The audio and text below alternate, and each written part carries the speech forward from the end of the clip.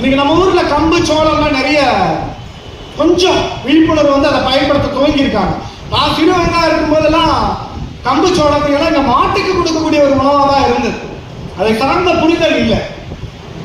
கேழ்வரகு கம்பு சோளம் எல்லாமே சர்க்கரை நோயை கட்டுப்படுத்துவதில் மிக சிறந்த உணவுனா அது கம்பு தான். எளிமையா கிடைக்கக்கூடியது, விலையும் குறைவு, மலிவு விலையில கிடைக்கும். இந்த கம்பினுடைய கிளைசமிக் இண்டெக்ஸ் பாத்தீங்க அப்படின்னா வெறும் 54 தான். அந்த கம்பன் களி இத்தனை பேர் சாப்பிட்டுருக்காங்கன்னு தெரியல. இன்றைக்கும் மலையில் வாழக்கூடிய மக்கள் அதை தான் முதன்மை உணவா பயன்படுத்திட்டு இருக்காங்க. ஒரு உணவு அதற்கு இருக்கக்கூடிய மருத்துவ பின்புலம், இது ரெண்டுமே நமக்கு தெரிஞ்சுக்க வேண்டிய அவசியம் இருக்கு. சோளம், கம்பு சோளம் நிறைய பேருக்கு தெரியும் இல்லையா? சோளம் மக்காச்சோளம் கிடையாது, அது நம்மளோட உணவு கிடையாது. சோளம் மட்டும்தான் நம்ம உணவு. இந்த சோளம் வந்து இந்த புறாக்களுக்கெல்லாம் தீனி போடக்கூடிய ஒரு பொருளாக தான் இருந்தது. கிட்டத்தட்ட பாலை விட 2 மடங்கு புரதச்சத்து கொண்டது இந்த சோளம்.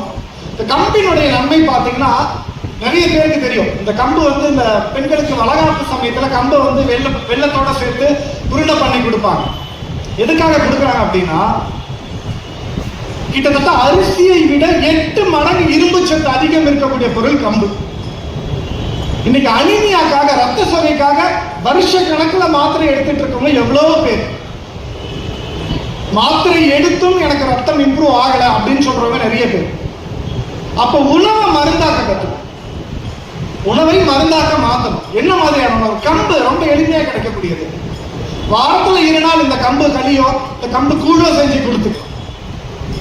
கேழ்வரகு, கேழ்வரகு பாத்தீங்க அப்படின்னா பாலை விட அதிகமான கால்சியம் இந்த கேழ்வரகுல இருக்கு. இதை எல்லாமே நம்ம முன்னோர்கள் எப்படி பயன்படுத்தினாலும் வெறும் கம்பி களியோ இல்ல சோளமோ இந்த தோசையாகவோ அடையாகவோ மட்டும் இல்ல, முக்கியமா அடையா எல்லாத்தையுமே பயன்படுத்த ஆரம்பிச்சாங்க. உதாரணத்துக்கு இந்த கேழ்வரகு முருங்கை சேர்ந்த அடையா செஞ்சாங்க. கேழ்வரகு முருங்கையும் சேர்ந்த அடை அதிகப்படியான கால்சியத்தை நமக்கு கொடுக்கக்கூடியது. முடக்கருத்தான்னு சொல்லக்கூடிய ஒரு மொழி, அதை அடையா பயன்படுத்தினாங்க. தூதுவளை அடைய பயன்படுத்தினாங்க. முசுமுசிக்கை அடைய பயன்படுத்திட்டாங்க. இந்த மாதிரி கீரைகளை அதிகம் சேர்ந்த உணவாக நம்ம முன்னோர்கள் அதிகமா பயன்படுத்தியிருக்காங்க. அதே கீரை கஞ்சி அப்படின்னு சொல்லி சங்ககால உணவுல பேசுறாங்க. கீரை கஞ்சி எனக்கு தெரிஞ்சு யாராச்சும் அதை செய்யறாங்களான்னா எனக்கு தெரியல. மேபி செய்யறதா இருந்தா ரொம்ப அது மகிழ்ச்சியான ஒரு செய்தியா தான் நான் எடுத்துக்குவேன். கீரை கஞ்சி அவ்வளவு போஷக்கான உணவு. என்ன கீரை கஞ்சி? நம்ம அரிசியை உலையில போட்டு கொதிக்க வைக்கும் போது நம்ம கீரையை சேர்த்து அதிலே போட்டு கொதிக்க வச்சிருவாங்க. அதை தான் உணவாக பயன்படுத்தியிருக்காங்க. சோ அதுல பாத்தீங்க அப்படின்னா ஒரு கார்போஹைட்ரேட் கிடைச்சிருது. கீரைகளில் இருக்கக்கூடிய அத்தனை சத்துக்களும் ஒரே குடுவையிலே கிடைச்சிருது, ஒரே பாட்டில். சோ கீரை கஞ்சி நம்ம முன்னோர்கள் அதிகம் பயன்படுத்தியிருக்காங்க. இந்த கீரை அடைகளையும் அதிகமா பயன்படுத்தியிருக்காங்க. நம்ம இன்னைக்கு தெரியணும், இந்த மாதிரியான உணவுகள்லாம் நமக்கு தெரியணும். நம்ம இந்த மரபு சார்ந்த உணவை நம்ம அடுத்த தலைமுறைக்கு கொண்டு சேர்க்க வேண்டிய இந்த சூழல்ல நம்ம இருக்கோம். சமீபத்தில் ஒரு தகவல், கிட்டத்தட்ட 11 இருந்து 16 வயது வரை இருக்கக்கூடிய இளம் வயதினருக்கு உடல் பருமன் அதிகமா இருக்கிறதா ஒரு ஆய்வறிக்கை வெளியாகும். 11 இருந்து 16. ஏன் பாத்தீங்க அப்படின்னா இந்த 11 இருந்து 16 வயது இருக்கிறவங்க பெரும்பாலும் வந்து பாத்தீங்கன்னா சின்ன பசங்க. நம்ம எது கேட்டாலும் பேரண்ட்ஸ் வாங்கி கொடுத்துருவோம். அதான் இங்க நடக்கிற பிரச்சனை. குழந்தை சாப்பிட்டும்பா, என்னைக்காவது ஒரு நாள் கேட்குது, என்னைக்காச்சும் ஒரு நாள் தானே கேட்குது, வாங்கி கொடுப்போமே இல்லையா? என்னைக்காச்சும் ஒரு நாள் கேட்குது, என்னைக்காச்சும் ஒரு நாள் கேட்குதுன்னு என்னைக்காச்சும் ஒரு நாள் விஷயத்தை வாங்கி கொடுத்துக்கிட்டே இருக்க முடியுமா? ஒரு புத்தகத்திலே நேற்று நான் ஒரு புத்தகத்தை படித்துக் கொண்டேன். தி கேஸ்ட்ரோனோமா அப்படின்னு சொல்லக்கூடிய ஒரு புத்தகம். தி கேஸ்ட்ரோனோமா சொல்லக்கூடிய ஒரு புத்தகம். அதுல அந்த ஆத்தர் வந்து ஒரு வாக்கியத்தை குறிப்பிடுகிறார். எனக்கு ரொம்ப அதிர்ச்சியா இருக்கு. பிறந்த நாள் கேக்குன்னு சொல்லி நீங்க உங்க பசங்களுக்கு அவங்க விருப்பப்படுறாங்க நீங்க வாங்கி கொடுக்கிற விஷயம், அவர்களுக்கு நீங்க ஒரு மரண துண்டினை கொடுக்கிறீர்கள் என்ற அர்த்தம் அப்படின்னு அந்த ஆத்தர் சொல்றாரு. பிறந்த நாள் கேக்கு நம்ம வாங்கி கொடுக்கக்கூடிய விஷயம், அவருக்கு பீஸ் ஆஃப் டெத் அப்படின்னு சொல்லி அவங்க சொல்றாங்க. அந்த கேக்க அதுல எவ்வளவு நிதர்சனமான உண்மை இருக்கிறது கொஞ்சம் யோசிச்சு பாருங்க. அந்த பிறந்த நாள் கேட்கல எவ்வளோ அதுல எத்தனை வேதிப்பொருட்களை கொண்டு வந்து சேர்த்து நம்ம கண்ணு முன்னாடி அழகா கொண்டு வந்து கொடுக்குறாங்க. இதையெல்லாம் நம் தலைமுறைக்கு வாங்கி கொடுத்து அவர்களுடைய உடலை நம்ம தெரியாம சிதைக்கிறோம். நான் முதலில் சொன்ன மாதிரி நம் மரபணுவை நமக்கு தெரியாமலே நம்ம அடுத்த தலைமுறையினுடைய மரபணுவை சிதைத்துக் கொண்டிருக்கிறோம் இல்லையா? இதையெல்லாம் மறந்து நம் பாரம்பரிய உணவு முறையை பயன்படுத்தும். நாட்டு சர்க்கரைக்கு பதிலாக ஒரு கருப்பட்டியை யூஸ் பண்ணலாம்.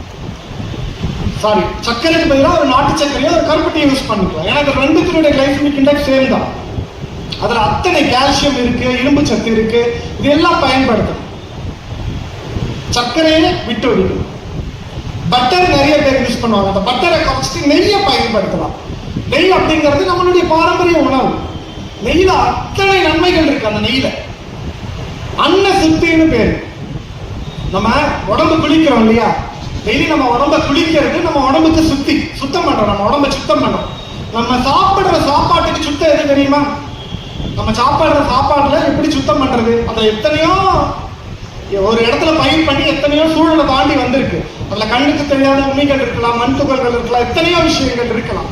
அதெல்லாம் கடந்து நம்ம உடலுக்கு நல்லதை கொடுக்கணும் அப்படின்னா அன்னை சுத்தி பண்ணணும். அன்னத்தை எப்படி சுத்தி பண்றது? நம்ம சித்த மருத்துவத்துல என்ன சொல்றாங்க அப்படின்னா, முதல் பிடி சாதத்துல ஒரு தேக்கரண்டி அளவு நெய்யை போட்டு பிசைஞ்சு அதை சாப்பிடுறது பேரு அன்ன சுத்தி அப்படிங்கிறாங்க. அந்த அன்ன சுத்தியில அந்த நெய் என்ன பண்ணுமானா, அதுல உணவுல இருக்கக்கூடிய எதா இருந்தாலும் நம்ம குடல் பாதிப்பை உண்டாக்காமல் அந்த நெய் போய் முதல்ல ஒரு கோட்டிங்கை கொடுத்துரும். அந்த கோட்டிங் கொடுத்துறதுனால அடுத்து நம்ம உணவுல இருக்கக்கூடிய நம்ம உடலுக்கு கெடுதியை கொடுக்கக்கூடிய பொருட்கள் எதுவாக இருந்தாலும் நம்ம உடலுக்கு சேதத்தை விளைவிக்காமல் அழகா வெளியேறும். இது பேர் அன்ன சுத்தின்னு பேர். எவ்வளவு அழகா நம்ம முன்னோர்கள் நம்ம உடலை அழகா காத்திருக்காங்க. இதையெல்லாம் நாம் மறந்து விட்டு இன்னைக்கு எங்க வந்து நிற்க 5 நிமிடத்தில் முடிக்க சொல்லி எனக்கு நோட் வச்சுட்டாங்க. இறுதியா ஒரே ஒரு கதை நான் இந்த இடத்துல சொல்லிக்கிறேன். நம்மளுடைய ரஷ்ய எழுத்தாளர் எல்லாருக்கும் நிறைய பேருக்கு தெரிஞ்சிருக்கு, லியோ டால்ஸ்டாய் அப்படின்னு சொல்லக்கூடிய ஒரு பெரிய எழுத்தாளர், உலகம் முழுக்க போற்றப்படக்கூடியவர். அவர் எழுதுறாரு ஒரு கதை. அந்த ஊர்ல சிறுவர்கள்லாம் ரோட்ல விளையாடிக்கிட்டு இருக்காங்க. அப்படி விளையாடி இருக்கக்கூடிய சமயத்துல அந்த சிறுவர்களுடைய கையிலே ஒரு விதையானது கிடைக்கிறது. அந்த விதையை கொண்டு போய் அந்த ஊர் மன்னனிடம் கொடுத்தாங்க. இது என்ன விதை, கொஞ்சம் கண்டுபிடிங்க அப்படின்னு சொல்லி. இது என்னன்னு பாருங்க.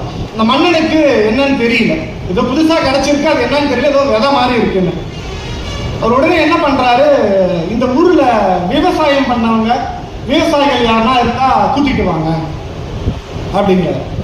ஒருத்தவர் என்ன பண்றாரு, ரொம்ப தள்ளாடிக்கிட்டு கண்ணு சரியா அவருக்கு தெரியல, மிசுன்னு ஒரு மாதிரி கண்ணா இருக்கு. அவர்கிட்ட அந்த விதையை கொடுக்குறாங்க. அப்படியே தடவி பார்த்துட்டு அவர் சொல்றாரு, இது எனக்கு தெரியலீங்க, நான் பயிர் பண்ணது கிடையாது, ஒருவேளை எங்க அப்பா கிட்ட வேணா அதை கேட்டு பாருங்க அப்படின்னு சொல்லி சொல்றாரு. சரின்னு அவங்க அப்பாவை கூட்டிட்டு வர சொல்றாங்க. அவர் கொஞ்சம் உடம்பு பரவாயில்லாம நடந்து வர்றாரு, கால் தாங்கி நடந்து வர்றாரு. ஐயா, இது என்ன விதை, நீங்க கண்டுபிடிக்க முடியுமா, இதை பத்தின எதனா ஒரு துப்பு கிடைச்சா சொல்லுங்கன்றாரு. அவர் இதை பார்த்துட்டு, நானும் என்னோட காலத்துல இதை நான் பயிர் பண்ணல, ஒருவேளை எங்க அப்பா கிட்ட கேட்டா அது தெரியும், அது நீங்க அவர்கிட்ட வேணா கேளுங்கன்றாரு.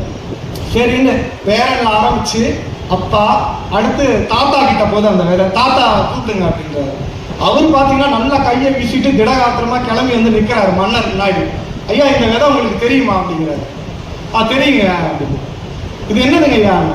இது நான் தாங்க பயிர் பண்ண, எங்க காலத்துல பயிர் பண்ண விதை தான், இது உணவுக்காக பயன்படுத்துற விதை தான், அது ஒன்றும் பிரச்சனை இல்லை, இதை நம்ம சாப்பிடலாம் அப்படின்னு சொன்ன உடனே அவர் மன்னருக்கு பெரிய ஆச்சரியம். 2 ஆச்சரியம். ஒன்று விதையை கண்டுபிடிச்சது ஒரு ஆச்சரியம், இன்னொரு ஆச்சரியம் பேரை கண் பார்வை தெரியாம தடுமாறிட்டு வரான், புள்ள கால் நடக்க முடியாம தாங்கி வராரு, நீங்க மட்டும் எப்படி நல்லா திடகாத்திரமா இருக்கீங்க அப்படின்னு கேட்டார் வயசான முதியவர். அவர் சொல்கிறார் ஒரு வார்த்தை, மன்னரே, நாங்கள் இயற்கையோடு இணைந்து வாழ்ந்தோம், இயற்கை விவசாயத்தோடு இணைந்தோம், இயற்கைக்கு நாங்கள் நல்லது செஞ்சோம், இயற்கை எங்களுக்கு நல்லது செஞ்சுச்சு, அதனால்தான் நாங்கள் இன்றும் ஆரோக்கியமாக இருக்கிறோம் என்ற ஒரு பெரிய ஒரு கருத்தினை அந்த இடத்துல சொல்றாரு. மன்னனுக்கு பெரிய ஆச்சரியமாக இருந்தது. இதில் எந்த அளவுக்கு நிதர்சனமான உண்மை, இந்த நிலைமையில் தான் நாம் இன்று இருக்கிறோம். நம் பேர பிள்ளைகள், நம்மளுடைய அடுத்த தலைமுறை பாதிக்கப்படக்கூடும். ஆனால் நம்ம முன்னோர்கள் எந்த அளவுக்கு வாழ்ந்திருக்காங்க, அதை கொண்டு வந்து அடுத்த தலைமுறை நலன் காக்க நம்ம நிற்க வேணும் அப்படிங்கிறத நான் இந்த இடத்துல பதிவு செஞ்சுக்கிறேன்.